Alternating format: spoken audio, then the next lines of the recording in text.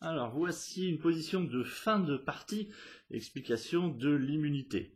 La fin de partie, eh bien, elle va arriver lorsque un des joueurs atteindra les derniers champs ici de cacao, qui sont les champs les plus prestigieux. Le premier joueur qui arrivera dans ce champ bien mettra fin à la partie.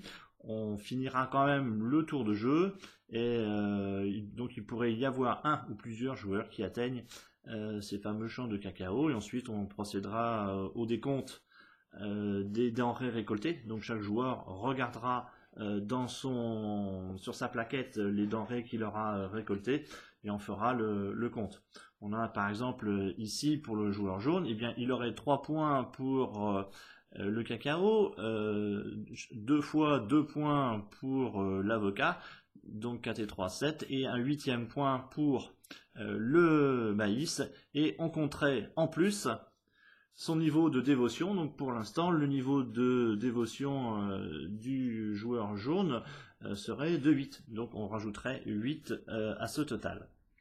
Voilà, pour avoir son score final. Alors, comment accéder aussi à ce petit endroit qui est le summum de la dévotion? C'est-à-dire que lorsqu'un joueur va atteindre ici le niveau 9 de dévotion, eh bien, il ne sera on ne pourra plus le voler. C'est-à-dire que je vous rappelle que lorsque les joueurs lancent et qu'ils tombent sur un crâne noir, ils ont le choix de passer par les terres maudites ou de voler dans la réserve d'un des adversaires.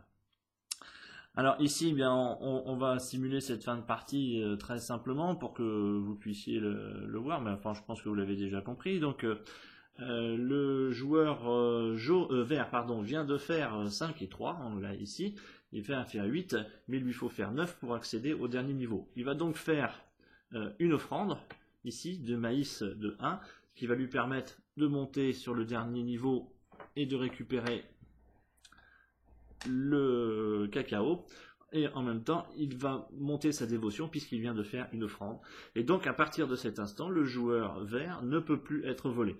C'est un petit peu limite puisqu'il est déjà arrivé au niveau final et qu'on ne pourra plus le voler puisque la partie va s'arrêter, mais dans une partie normale on arrive relativement au niveau 9 avant que les cultivateurs aient pu atteindre les champs du haut. Et donc le joueur jaune, eh bien, s'il n'arrive pas à progresser à son tour pour atteindre le champ supplémentaire, eh bien, il restera à ce niveau-là. Admettons que le joueur jaune fasse également 8, mais qu'il n'ait pas voulu ou qu'il n'ait pas pu mettre une offrande pour atteindre le niveau 9, il a toutefois quand même encore une fois la possibilité de se déplacer ici en suivant les lignes d'irrigation pour prendre éventuellement une denrée supplémentaire avant la fin de la partie. Il choisit donc ici par exemple de prendre l'avocat et de le mettre dans sa réserve avant que la partie se termine.